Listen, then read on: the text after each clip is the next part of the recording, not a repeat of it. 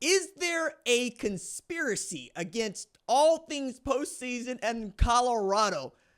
Let's talk about that. What's up, kinfolk? It's RJ Young. I am not on a step mill. If this is your first time or your 101st time watching the #1 college football show, please check to see if you are subscribed. If you are not, hit that subscribe button and ring the bell so that you don't miss any of the segments that we upload here. And while you're at it, like this video because we talk about college football 24/7, 365 every single day. And this is a huge month for news and reaction to news and what is going to happen because we've never had a month quite like this one.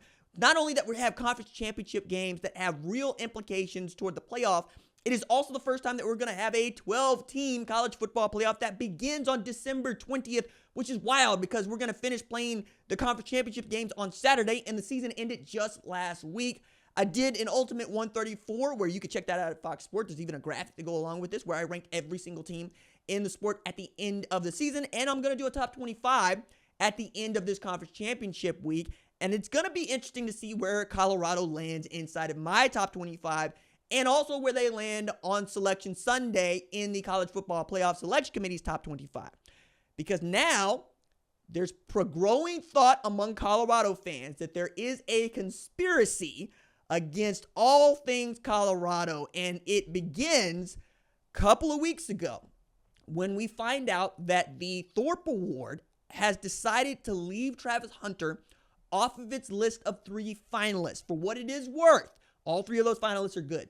Jahdae Barron at Texas, one of the best corners in the entire sport. Caleb Downs at Ohio State, for me, the best safety in the entire sport. And Malachi Starks at Georgia, perhaps the best defensive player in that secondary, and a guy that was a Thorpe Award finalist last year, but not necessarily as good as Caleb Downs, Jahdae Barron, still one of the 5 best defensive backs in the sport. But the guy that I think ought to be at the top of the list, and the guy that I believe absolutely, positively should be the Thorpe Award winner, is Travis Hunter at Colorado. It's not just that he's got 4 interceptions, which is the same amount as Jahdae Barron at corner. It's also that he has 92 catches for 1,100 yards and 14 touchdowns. In addition to playing outstanding at corner, he's given up exactly 1 passing touchdown this season, and that came late in the season against Utah in a game that they absolutely handled. It's also a year in which he is the Big 12 Defensive Player of the Year, and his quarterback teammate, Shedeur Sanders, set the single-season passing record at Colorado for yards in a season and won Big 12 Offensive Player of the Year and is one of the 3 most prolific quarterbacks in the entire country, let alone the Power 4. When you're talking about Heisman Trophy finalists, you're going to have to talk about both of them. I believe that Travis Hunter should win this award going away. Melvin Gordon rushed for over 2,500 yards in 2014. He did not win the Heisman Trophy. Kevin Smith rushed for over 2,500 yards in 2007. He did not win the Heisman Trophy.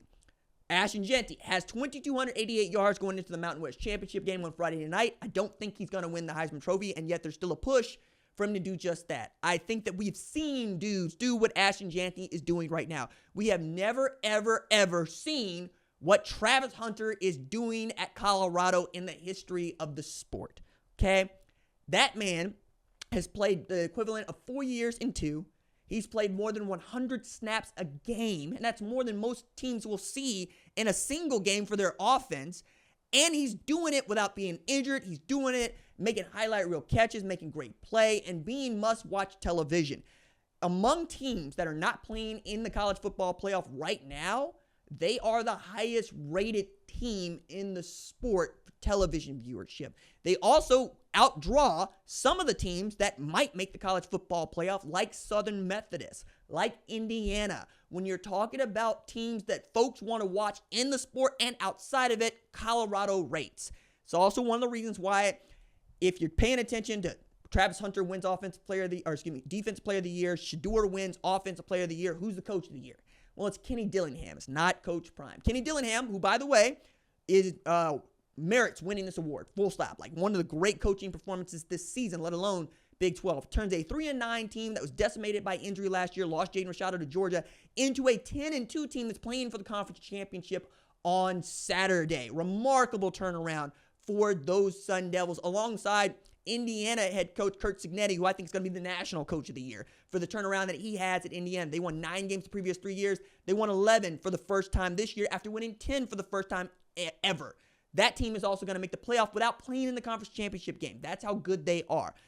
Then I look at Coach Prime, who goes from 4-8 to 9-3, who misses out on playing the Big 12 championship game because Kansas had their number. They were able to run all over that defense. They squandered their opportunity to punch their ticket outright into the Big 12 championship. Iowa State and Arizona State took advantage of the opportunity. They went and got wins. They got themselves into the championship game. Congratulations to them. Speaking of which, Iowa State wins 10 games for the first time ever this year, too.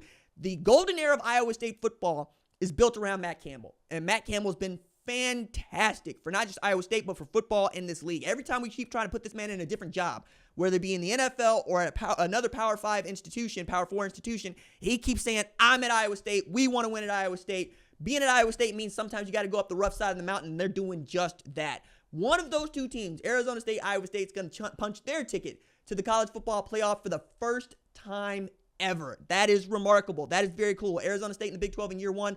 Iowa State acting as if, oh yeah, we run this league now, along with a BYU team that also is just narrowly going to miss out and play in the college football playoff after winning 10 games this season and beating a Southern Methodist team that's playing for the ACC championship this year.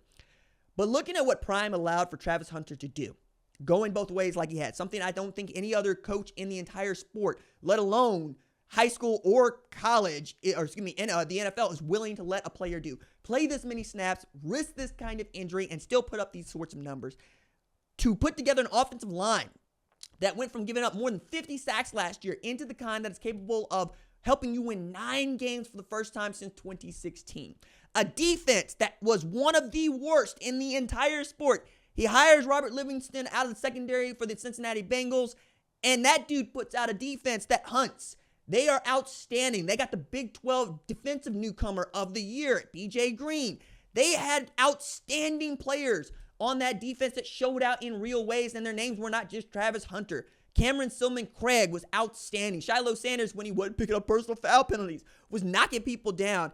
And to know that Pat Shurmur saw, hey, I got Shedeur Sanders. We're probably not going to be able to run the football well, but we're going to treat it like an extension of the run game and go win 9 games with that. There's a great argument for Coach Prime to be the Big 12 Coach of the Year. Now, the nice thing for Prime and for, I think, Colorado fans is he don't care about Coach of the Year. He doesn't. I don't think he cares about National Coach of the Year. I really don't think he much cares about the Big 12 championship. I think he cares about making it to the college football playoff, which is why I think 2 things are interesting.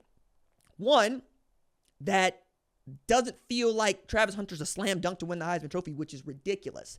And 2, that there isn't a push for Colorado to get into the college football playoff because they won 9 games and because you might think that they're a team that people want to watch in the playoffs. In that way, the college football playoff selection committee is going to say we're going to lean on merit.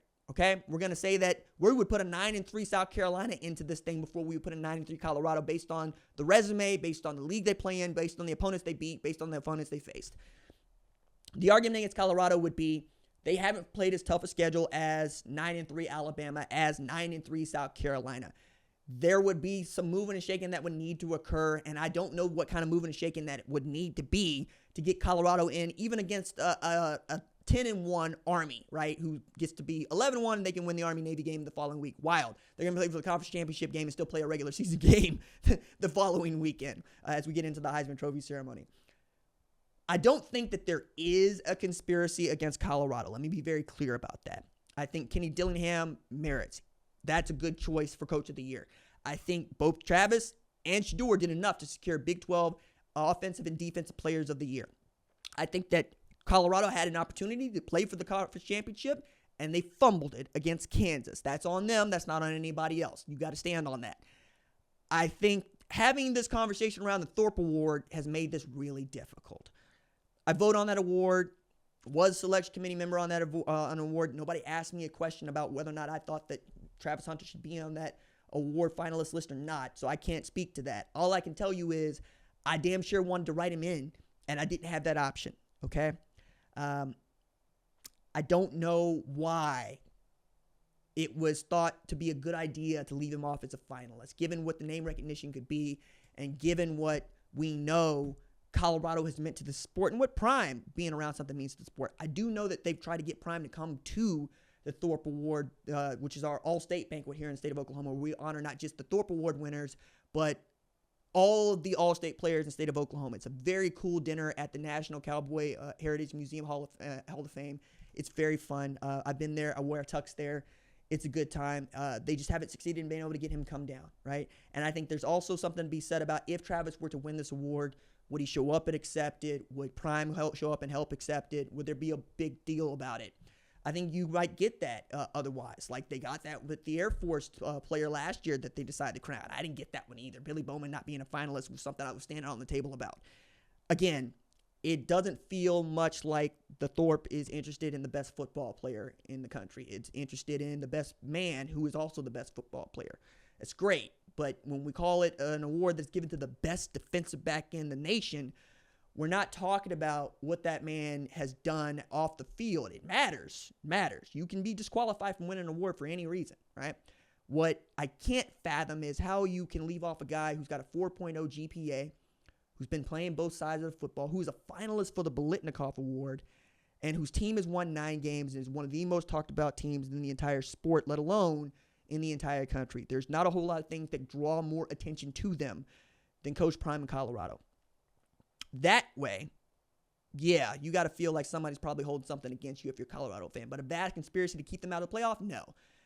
It just didn't go for them. They won 10 games. They make the conference championship. Maybe there's a chance that Colorado could get into this thing in a way that, say, I was going to Oklahoma with this. A loss to a 5-5 Oklahoma for Alabama should disqualify them. They don't have that at Colorado. They lost to a bowl-eligible team in Nebraska. They lost to, a 5-7 team in Kansas. So a Kansas team that became the first team with a losing record to reel off 3 consecutive wins against ranked opponents. So it wasn't just Colorado they beat, and they got hot toward the end of the season. But if you feel some kind of way as a Colorado fan, you should. I'm also going to say the Alamo Bowl is going to be a lot of fun. We'll see who they match you up against. Could be Washington State and John Mateer, who is getting a lot of eyeballs from Oklahoma, to name just a few. You got Julian Lewis coming in to help you take over what Shedeur is going to leave, and then you're going to get Travis Hunter and Shedeur into the NFL draft, and then Coach Prime is going to go do what he does in the transfer portal. Looks like he's going to be a Colorado 2025 and beyond. We'll see what that looks like for you. But I did want to speak to this, and we will continue to talk about this, especially as we get closer and closer to the Heisman Trophy, where your man is liable to throw a conniption if Travis Hunter doesn't win it.